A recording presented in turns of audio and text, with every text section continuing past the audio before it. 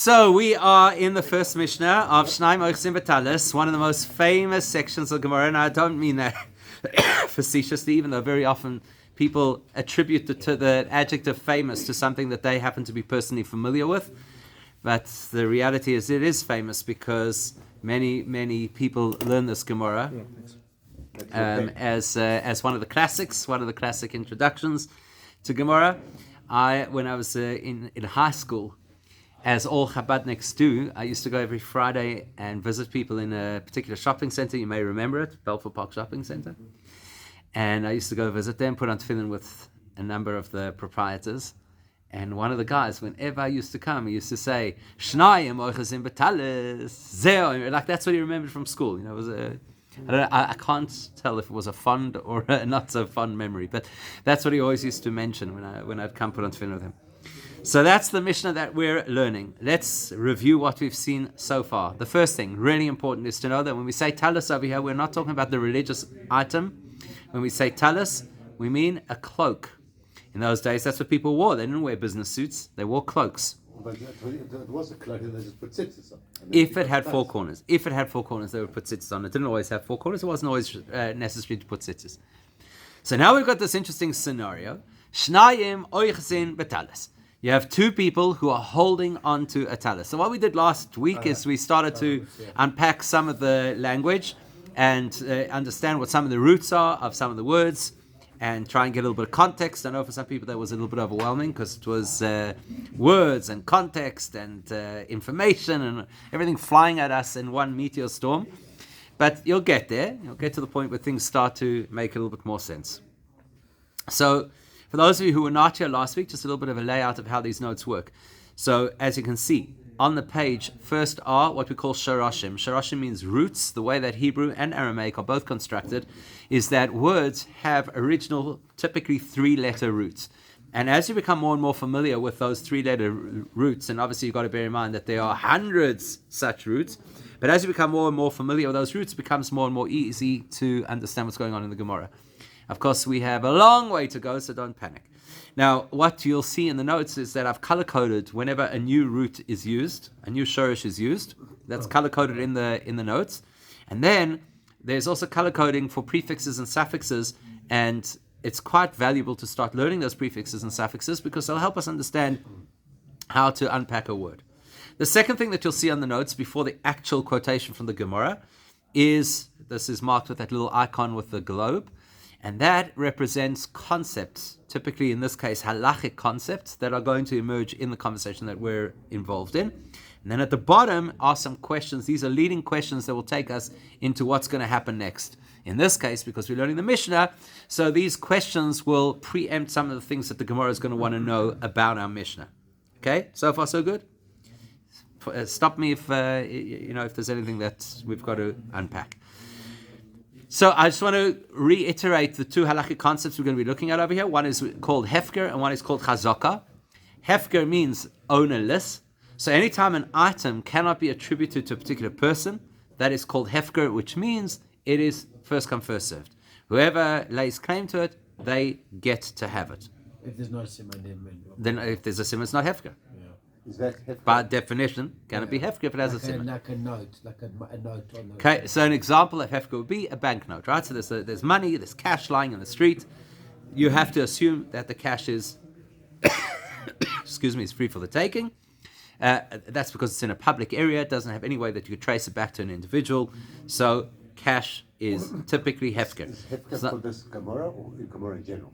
Hefker is in Gemorah in general. Generally, if I'm introducing an halachic principle, that halachic principle will apply across the board to any Gemorah that you happen to learn that deals with that particular subject. Okay? The second... And the shorashim you did, that's for this Gemorah? No, I'm picking words out of this Gemorah, but these shorashim will be useful across the board. That's why we're choosing... Correct. And if you really want, we can even identify which are more common shorashim, which are less common. I think that's going to be a little bit of an overkill. You should make a separate list of the shorashim and hold it. Like I did with my kids when next. There's nothing stopping you doing that. Right? Exactly. Right? Nothing to stop you from doing that. All right, the next halachic concept that we have to know is the concept called chazaka. Comes from the word chazak, which means strong, but also comes from the word lahachazik, which means to hold on to something. And so a chazaka is the expression we're using over here as a legal presumption. So a chazaka basically means that we assume something to, in this case, we're talking about property. So the chazaka is we assume that it is yours. Okay? And we'll talk about it. We're going to unpack that in a lot more detail, but let's get back into the scenario that the Mishnah describes. As you'll see, the Mishnah over here, now you're looking at the actual Gemorah page, the Mishnah is highlighted in either light purple or yellow. And what that does is it shows us all the purple segments are the scenarios, and all the yellow segments are the halachic responses to those scenarios. So in a glance, you could see how this Mishnah is going to work. You can see that we're going to have 4 scenarios, and obviously a different halacha for each of those scenarios. Again, remember that the Mishnah is always written to be as concise as possible. So if it's giving us 4 scenarios, it must be because there are different legal elements to each of those 4. Otherwise, it wouldn't have had to tell us all 4 of them, right? So we need to be paying attention to what is the different legal perspective based on each of these 4 scenarios. So last week we began the first scenario, and we're going to go back and have a look at it again. You ready? Shnaim. What's Shnaim? 2. In this case, 2 people. Ochazin Tallis. These 2 people are holding onto a tallis, which we now understand is a cloak. So try picture the scene. You've got 2 people playing tug of war with a cloak. What's going through your mind right now? What are you visualizing? They think it's theirs. They think it's theirs, right? That's why there's a tug of war. Okay, good. And the questions we're going to have to think about are, where are these people at this point? I imagine in shul. In shul? Because you're thinking tallis, religious item. I was going to say the mikveh. Or the mikveh. That's a great scenario. Yeah, that's a great scenario. 2 guys come out of the mikveh, now they're fighting over there. Yes. That's a great example. That's a great example. Great example. Okay, cool. And then at the bottom of the page, you'll see one of the questions that we have to deal with, because the Gemorah is going to deal with, and that is, how did they end up in this situation? So, 2 people coming out of the mikveh, and they both think that the robe belongs to them, is a real scenario where you can understand how they would land up in this situation. Okay? Interestingly enough, the Gemorah is not going to use that scenario, and for very good reason, which we will get to. Okay, so Shnaim Ochazin Tallis. You have 2 people who are holding onto the same garment. Ze omer. Okay, let's try to do the translation together. Okay, so ze, let's try keep the translation as close to the original. Ze, this. Ze means this. So we're adding the word this one. Okay, so this one of the guys is saying that ani mitzah. So ze omer, this one says ani mitzah siha. Now that's a complex word because it's got a shorish and then a double suffix. Okay, so you'll excuse me, this is not a Hebrew class, but it's valuable for us to try and identify prefixes and suffixes that will be useful for us in learning Gemorah, or in this case, Mishnah. So let's take this word and let's break it up. The shorish is mem tzadik aleph. Remember, when you refer to a shorish, you do not pronounce it as a word, you only refer to it as its letters.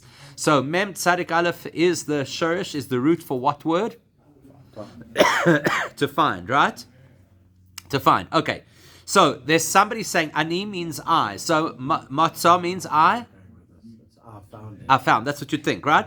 But the truth is, in Hebrew, in order for a word to have a possessive element to it, the form of the word, in this case the verb, has to be the correct form. So ani, it helps over here because there's a rhyme. Ani matzah-si. If it was in modern Hebrew, it'd be saying matzati.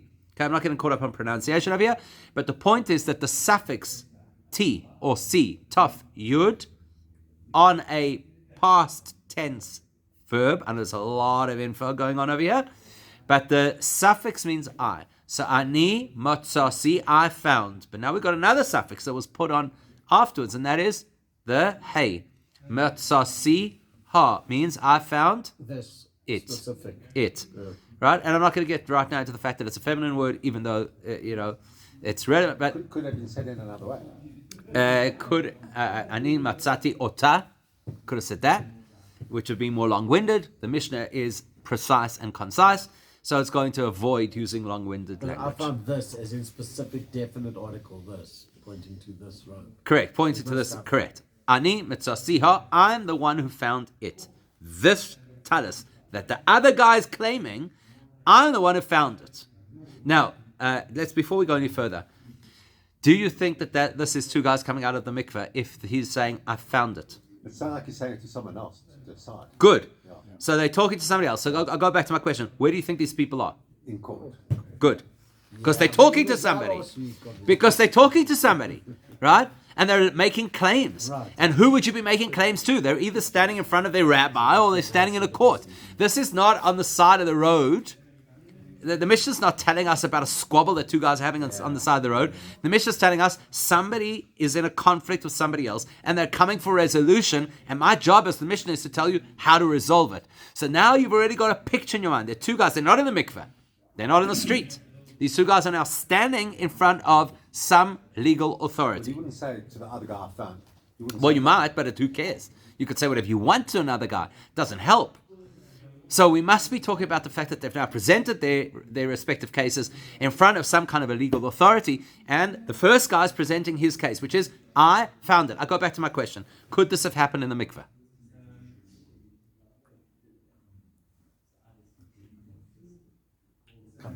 I mean, just because you suggested that it might be in the mikveh, which is a great way that two guys could land up holding the same thing. But now something's changed. I found it. Not Found. mine. Correct. I found it.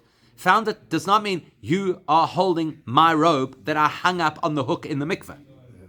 Found it is a very specific term. He's lying somewhere. And it was Hefker. That's the implication. The implication is, I found something that nobody else had a claim on, and I took it, and then this genius came along and grabbed out the side. Is the word found designated to Hefka? I mean, just The word found, correct. The word, well, it's not even a matter of hefker, just in normal language. If I say I found something, the implication is it wasn't mine. And now I found it. The implication that's Hefka. I mean, if you found Well- something and there's synonym on it, you can still find something. You could still find it, but how would you have a claim in court? Yeah. In order to have a claim in court, you have to assume that you had the rights to take it. In order to have the rights to take it, you had to be able to illustrate that it didn't belong to anybody else. So the assumption over here is that it must mean hefker. So that's the first guy's claim. Ze Omer, the first person says, Ani mitzasiha, I am the one who found this item. I'm the one who found this robe. Okay, what does the other guy say? I found it. Same thing. Ve and Ze Omer, this one, meaning the other one. So there you've learned a very important prefix, that the letter Vav as a prefix means and. So that's really valuable for us. Ve ze omer, and the other person says, the respondent says, well, he's not even the respondent, he's equal litigant, he says, Ani mitzasiyah, I'm the one who found it. So where are we now? Legally? At this point? Without any further information? 50-50. Stalemate. Yeah. Yeah. Okay? And you are the lucky judge who gets to preside over this case. What do you do? Tear it in off. Oh, So King Solomon! Are we assuming they found it at the same time? Oh, good. Yeah, I don't know. Thank you. Do we assume they found it at the same time? Great question. Great question.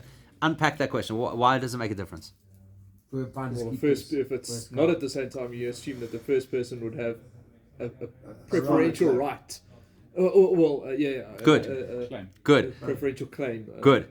So he would have a, give me the Hebrew word for it. Oh, there it is. Chazaka. Exactly. The guy who had it first would have a chazaka. He'd have what they call over here the legal presumption or the presumptive right to it. And then the other guy, who are you, Johnny come lately? So that's why it's critical for us that they're both saying the same claim. Very important information. That was a great observation, right? Oh, but we're not done. That's about as far as we got last week, right? But we're not done. Let's carry on. Ze omer. Help me out over here with translation. Ze omer. This one says. So who are we referring to now? The first person says, Kula sheli. Okay, so you've got those sharoshim over there. Kula sheli. It's mine. All of it. All of it is mine. Okay? Ve ze oimer, and the other person says, Kula sheli. All of it is mine. Why would they go all of it? Are you good? The second one sounds like a copycat. Are you ready? You don't know who the second one is. They're both second. No, but all of it. Exactly. Why would you need to say all of it? Exactly. So now you have to ask, this is a great question, bearing in mind that the Mishnah is such a concise Yeah, it doesn't type of text. Are we saying over here that both, I'm just priming what the Gemorah is going to be dealing with later, are we saying over here that both people made both claims? Or could the Gemorah here be telling us two scenarios? Always two scenarios. Sorry. Okay? Not always. Sounds like they're both Often. Well, you'll see the Gemorah is not so convinced. Sounds There's like two they're both views, making the same claim. right? I'm just priming us for what's coming later in the Gemorah. But why would Okay. you ask all of it? I can't get my head around. Can it be cut in half? Can it be, what's the good bit Wait of the... and see. Okay? Yeah. Wait and see. You're already looking at the practicality. There's a step before that. Why would a person want to say it's all mine? And what's the alternative? What would they have otherwise have said? Exactly. Okay? So let's see. Good. So that's the scenario. Go back to the actual Gemorah page, and you'll see that that is the end of the section that is highlighted in purple, which means now we're at the yellow section, which means now we are looking at the answer, the halachic response. Are you ready? Because this halachic response is going to start a whole lot of cogs So it turning. begins. A whole lot of cogs turning in your head. Okay, let's go. Ze yishova. Okay, what's the... Right, exactly. Ze, this one. Yishova, he will swear. Prefix yud of a future tense verb, he. Shin, beis, ayin is the root of the word swear. Which one? Shava, Yishava. Let's say this one. Swear as in an oath. Everything here is exactly the same throughout. So when we say ze, we're talking about the first guy. When we say ve ze, we're talking about the second guy. So the first person now has to take an oath. What does it mean take an oath? Swear. Well, what does it mean? It's a lachic thing. It's like an adava or whatever. Hashem's name. Yeah. If you're taking an oath in the courts, No, it's a neder or something. you are, no, it's not an eder. Totally different. But is it above a neder? A shavua, they're two different things. They're just two completely different things. A shavua is an oath that invokes Hashem's name, that is made while holding a Torah scroll in front of the judges, who read you the riot act beforehand about how serious it is to potentially take Hashem's name in vain. If you're willing to go ahead with this, you must be either really convinced of your claim, or you're just off the wall. Is that where the non-Jewish people get to The Bible, absolutely. It's a Shavuot Absolutely. Tov, basically. Okay? It's a Shavuot Tov. No, it's different. Don't do that, because it's going to confuse people. So, right? No, I'm serious. Then people get confused about the meaning of the words. So, okay. So, Zeh Yeshava, the first person has to be administered an oath. That reinforces for us that the scenario is taking place in the courts. Because you're not administering an oath in the mikveh or on the street side. So they're now standing in front of the courts, and the Mishnah is advising the judges what they should be doing with this particular case. So Zeh Yeshava, the first person has to take an oath. Are you ready? Before you go any further, what do you think the oath should say before you read? But just before that, it's actually, it must have some value, this cloak. They're going to swear. Correct. It obviously, and bear in mind that we're talking a period in history where you didn't buy clothes online via Superbalist or Amazon or whatever it was, and you got a cloak was a big asset. And to have found a cloak in the street was a windfall. But it's a practical asset, not... And they would say Shechianu, exactly. But it was a cloak, it wasn't necessarily a religious garment. Right? No. It was actually a garment. Correct. It's a Okay, garment, not a it's a religious. talit, no, Well, we my said that at the beginning. Yeah. I'm saying this evening, we said it, right? That Tallis is not a religious garment in this context. Okay, so what do you think the oath should be? It's telling the truth. And what's the truth? That he did find it. It's my cloak. It's my cloak. I found it. Is right? No. That's what. That's what you'd expect the oath to be. Okay, a guy's willing to take an oath. He's willing to take the oath. That means he really believes his claim. And the oath that he is going to say needs to support his claim. And what was his claim? He found it. I found it, and it's mine. Is it axiomatic that if you find it, it becomes yours? Is that something that everyone assumes correct? If it's Hefka, why not? No, I'm just asking. Is that Yeah. it's an assumption? Yeah.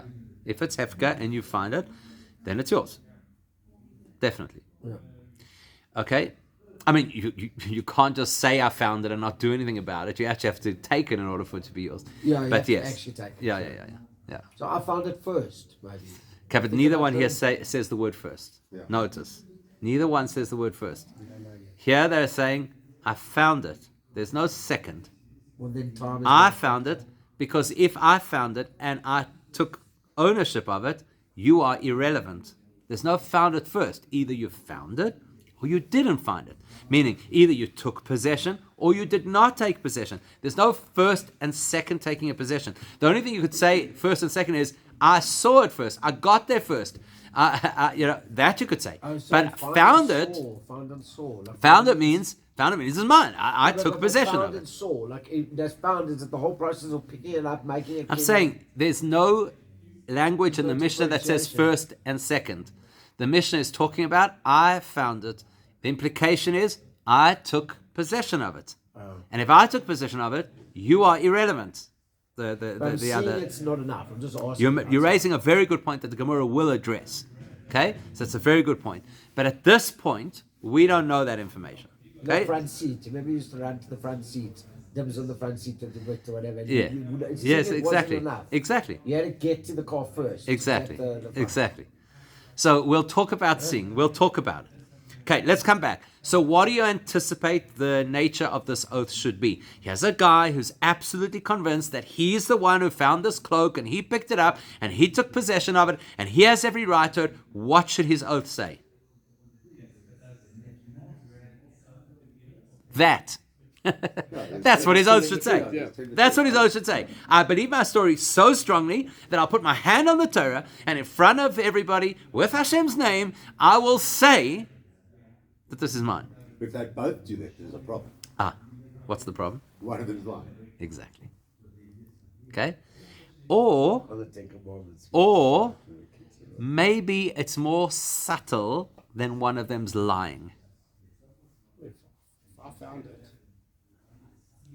put it down, I went to use the bathroom, he came out and grabbed it. Okay? Found it. Good. The road, It's cool. and you both come from different directions, and you Ah. both pick it up at Ah. the same time. There we go.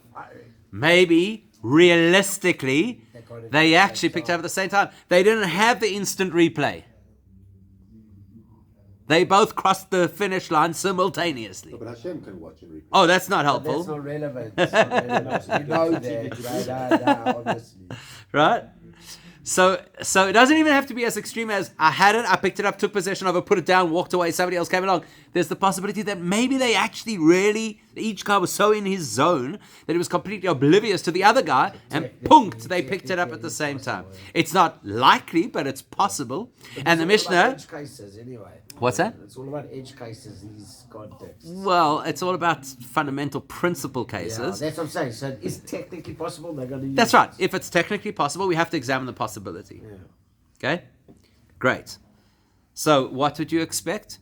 You would expect them to say, I swear it's mine. I swear I'm the one who found it.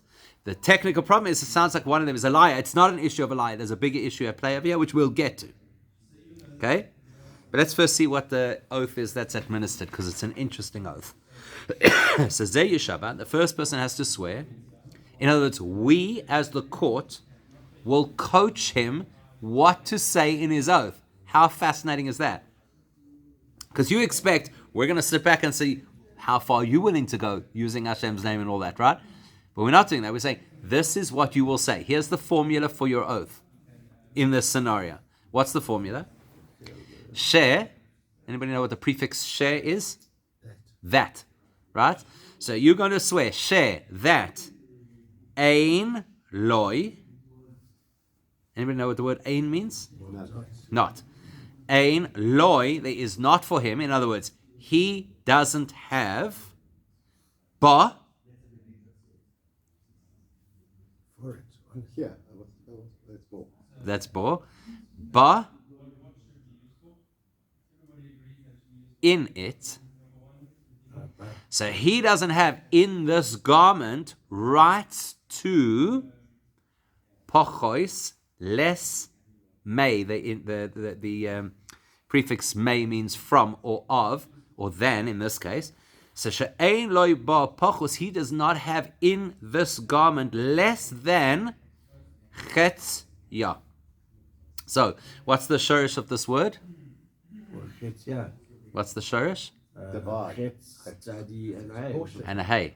That's Ches tzadik hey, which means divide. Yeah. Like mechitza, Yeah. right? Chatzi is half. Because if you divide something, you typically divide it in half. And what's the suffix hey at the end? And it's tallis is a feminine word, so he doesn't have any less than half of the tallis. How interesting is this? Here's a guy who comes in absolutely adamant that this tallis is mine. I found it. It is mine. What does the court say? Swear that you deserve no less than half of it. It's a weird one. Weird, right? Yeah. In other words, if you want to say, like you were saying, Rob, that we don't want to create a situation where one of them's lying, say, I swear that I have half, I swear that I have half. Why is it worded as that each one swears, I have no less than half the tallis? Because look, the other guy's going to say the same. The same argument. He's going to swear that I do not deserve less than half the tallis. But why didn't it say what the Gemorah said? Swear that it's all mine. He said, I found it and it's all mine. Right. Why can't he swear that? That's the question. Why are we not allowing him to swear that it's all mine? And if you're going to say it's because it's contradictory for each of them to swear that it's all mine, then tell each one to swear that half of it is mine. Doesn't say that. It says... He's wrong, you're not letting him take an oath like that. Okay, but why then just say half? Why do you have to say that no less than half of it is mine? Because if you have more than half, it must mean something else. What would it mean? You own it. Or maybe you own half.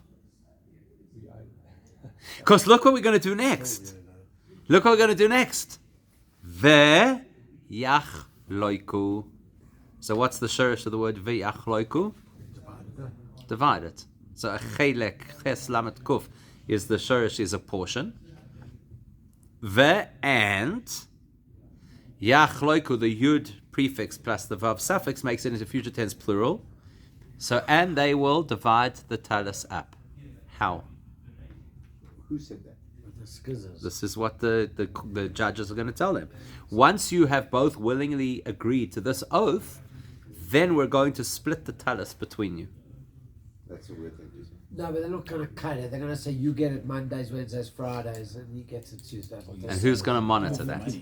I don't know. They'll make an app. It'll be an app. But that's not what I would then. So there are two practical options cut a here. garment. There are two practical options over here that are both halachically applicable. One is you sell it and split the proceeds, you said or the other is one guy keeps it and the other guy pays him 50% of the value. Okay. 'Cause you That's what it can't means cut to a divide it. garment. Okay? So that answers our third question over here on the page, which was how do we do this practically? Well, that's how you do it practically. You create money out of the asset and you split the money. Or you give the asset to one of them and the other one has to pay 50% of the value. Now that's a fair thing, right? Each person is split. Or I'm saying one keeps it and he pays the other guy 50% of the value.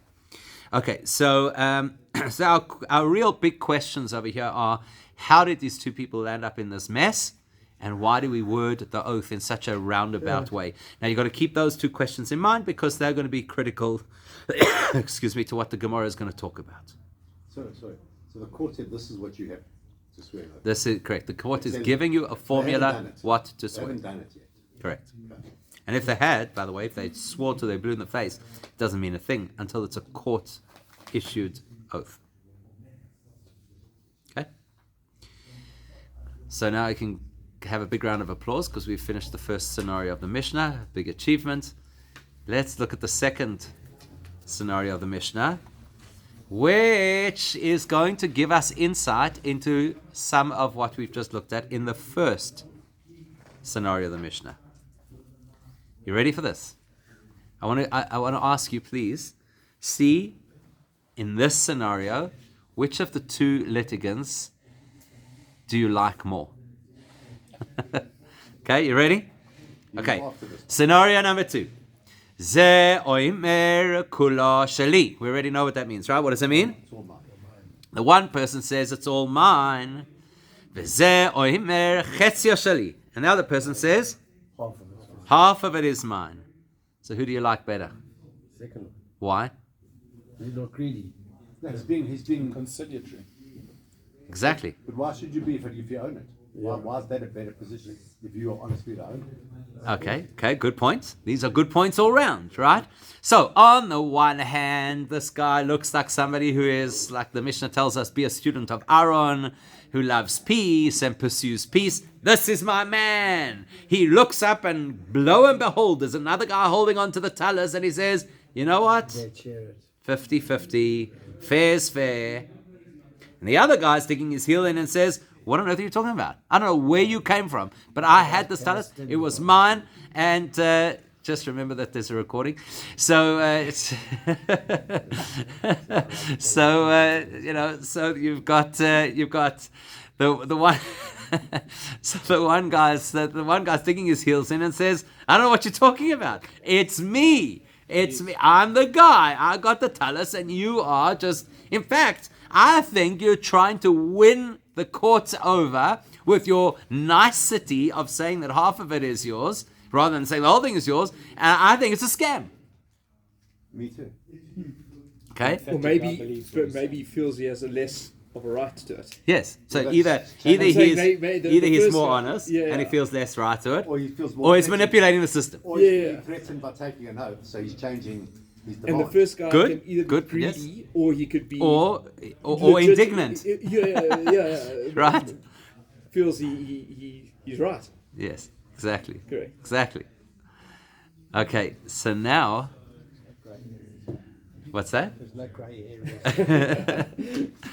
So now look what we do with this scenario, because we're still going to administer oaths. But look how the oaths go. Ha oimer. What's ha?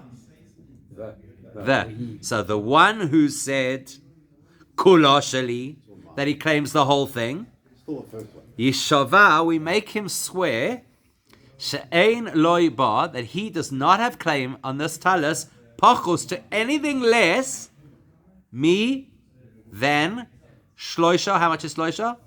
3, chalakim, It's a third, 3 parts. 3 portions. In other words, he has to swear, I deserve no less than 3/4.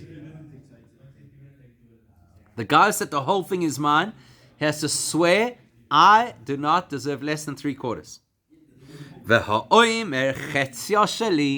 Whereas the guy who said, no, only half of it is mine, Yeshava, that guy has to swear, she'ein lo ba pachus, that he deserves no less, may then revi'ah. What's a revi'ah? Quarter.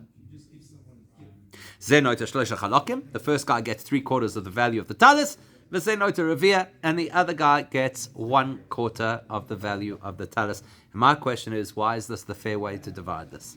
So 1/4 or 1/3? No, the first guy gets 3/4, and the second guy gets 1/4. My question is, why do you think that is? They say less than that he doesn't deserve less than I don't deserve any less than 1/4. And as we've seen now in both cases, whatever you say you deserve no less than, that's what you actually get. So the person who says the whole thing is mine swears that he deserves no less than 3/4, and he gets that. And the guy says half of it is mine, says I deserve no less than 1/4, and he gets that. Why do you think that Shows is? you how negotiating is Is important. this the upper hand story? Right? What do you mean? Where the guy's claiming the whole thing's got the upper hand. Yes, but why does he have the upper hand? Because he's Because negotiating. he's saying the whole thing is mine. I'm not taking less. No, he's being And- one thing off, but I'll take Okay, it. okay. So the thing is this, that So why would he lie?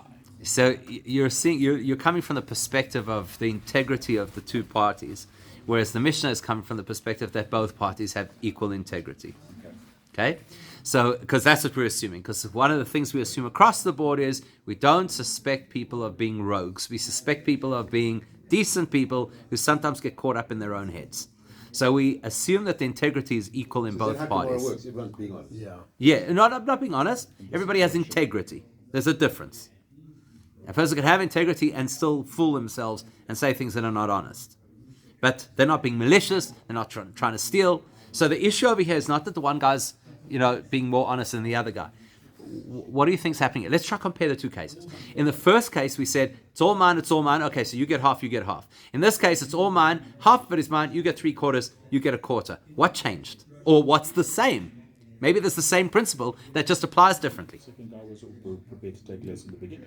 So therefore we're punishing him because he was willing to take less. We say, fine, you positioned yourself that you're willing to take less, therefore we're going to give you less. He's adopted a weak stance. And No, he's maybe adopted an honest stance. It's not fair to say it's weak. It's a process of elimination. You're narrowing the... Okay, what do you mean by that? Well, you're seeing what... you're seeing who's willing to take what, but... I suppose No, go with us. This is good. What they not willing to accept is that the reverse? It's sounding like Gemorah right there. So well, someone might be willing to take less, and this is you're trying to punish him. Right. He's prepared to take less, so let him take less. So they both walk out feeling there was some attempt of justice or fairness. Okay. What if the first one says I'll take 1/4 and the second one 3/4? Doesn't matter. Doesn't matter. Okay, let's go back. Let's go back to the first scenario. In the first scenario, they both are arguing over the same amount. Is that fair? And they're both saying, I want the whole thing. So what do we do with the amount that they're arguing over? Nothing. It's the same in the beginning. We split it in half. It's resolved. The amount that they're arguing over, we divide between them. So they're arguing over the full value of the tallis. So we say in that case, the only way to resolve this is you get half and you get half. In this scenario, how much are they arguing over? It's the same Actually, thing. only arguing about It's 3/4 and 1/4. How much are they arguing over? One accepts 3/4 and the one accepts 1/4. So it's How much of the value of the tallis are they arguing over? full value. I don't know. 3/4 is Half. Because the guy says, I deserve the whole tallis, believes I deserve the whole tallis. The other guy says, I only deserve half. Okay, so that's where our conflict is. Because there's another half that we're not conflicted about. There's another half that you agree belongs to me. So I get that for sure, because you agree that that half belongs to me. Now, the part that we're arguing over, we apply the same principle we applied in the first case. In the first case, what were we arguing over? 100% of the tallis. And how did we resolve it? You get 50% of 100. In this case, what are we arguing over? 50% of the tallis. Because the other 50% you've already relinquished to me. Because you never claimed that 50%. So that wasn't on the table. That 50% comes to me. The other 50%, that's where our conflict is. And how do we resolve a conflict? Split it. So you get 1/4 because you were arguing about half. And I get that 1/4, the other 1/4, which I add to my half. That's why I get 3/4. So is that the Gemorah? We're done. We can go. That's the Mishnah. This is when the second guy realized he made a big mistake. He made a big mistake, right? Yeah. He made a big mistake, Yeah. right? Now he's got to Sounds like a tactical blunder. Now he wants 99%. Or of the it's half. just perception. This guy perceived that he was the only one holding the tallis. This guy perceived that they both hit the tallis at the same time. However that worked. And they have integrity, so they're telling the story as they see it. And therefore the law is going to respond to what they're reporting. Now, what's missing in the story? What could have made all of this go away? What could have made this so much easier? Witnesses. And the last part of the Mishnah, we'll talk about the scenario with witnesses, but we have to acknowledge that the reason this is such a murky story is because there are no witnesses. And so we're completely reliant on one man's word against another man's word. And there is no reason why we should accept one person's word over another person's word. And therefore, we put the pressure of an oath on them, hoping to squeeze out the truth. Do you know what bothers me? Is that conceptually, a guy says he found a garment. Yes. Right? He then in the same breath says he's prepared to accept monetary value of 1/4 of it. But if you found it, you can't just divide a functional garment in his head. He found a garment. He didn't find a quarter. Okay, and I hear that. Let's come from a completely different angle. I had no expectation today that I was going to have, let's just say the garment is worth $1,000. Right. I had no expectation today I was going to have an additional $1,000 either in cash or asset in my possession today. I had no expectation. This is great news. I found the garment. Now, I'd love to have the whole thing, but you know what? If I'm going to get half, I'm still net positive. It is a Jewish argument, Doctor. So the second one had a conciliatory tone, and he seems to have lost out here. Yes, but that's because law is not sentimental. Yes. Law can only look at the scenario and judge the scenario. So in the scenario, the point of conflict was about 50% of the object. So the law can only apply to that 50%. Unfortunately, for the nice guy, that just means he gets... By doing that, he activated a legal Or he principle. believed that's what happened. Well, he owned. I had less. Well, just No, but remember, he's given the oath to say, based on the testimony he presented. So because he walked into the courts and said, I really believe half this garment is mine, we say, okay, well, in that case, you can only swear to a quarter. In other words, half. He didn't come in saying. That was my point. Oh, hold on. The second guy said half. But his implication was we found it together. Doesn't matter how you got there. So He's Rabbi, still saying only half that something. belongs to me. Rabbi, the yellow is the court Only speak. half belongs Yes. to the other guy. So maybe they heard the evidence of the both parties. Well, there's no evidence. It's personal claims. Yes. There's no evidence. So, but they listened to They heard something. the statement. They heard the statement. Well, they heard the litigant speak. Yes. So maybe that's why the court said, this is Yes, what of course. yours-" We're So now I building understand. the nature of the oath based on the information you Yes, gave us. yes. We're not imposing an oath on you that's going to leave you with a quarter of the tallis. It was the information you gave us. You said that you have an argument with so-and-so about half a tallis. So we're judging that half a tallis for you. The other guy came to us and told us he deserves the whole tallis. So we're going to judge him on the whole tallis with a claim against half of it. We're going to judge him on that basis. In the world of litigation, it's a blunder. He made a mistake. Yes, yeah, 100%. regretting it. 100%. Why And wouldn't you say the full? what's that? Why wouldn't you say Because the the full? evidence that he's... Because in his version, that's not what happened. In his version, they both got that at the same time, both lifted at the same time, however it worked. And he wants to be clean in front of the judges. And in the other guy's version, you did not get that at the same time as me. And we know very well that human beings perceive things through lenses rather than through objective truths. So in the absence of witnesses who could be objective about it, or hopefully objective about it, this is all we have to work with. So the way you've presented yourself, that's what we have to work with. You want to say that you made a blunder? Okay, but that's what we have to work with. And we're going to administer the appropriate oath. But it's interesting. It's not giving you the answer. It's giving you the process of how to get to the answer. Yes.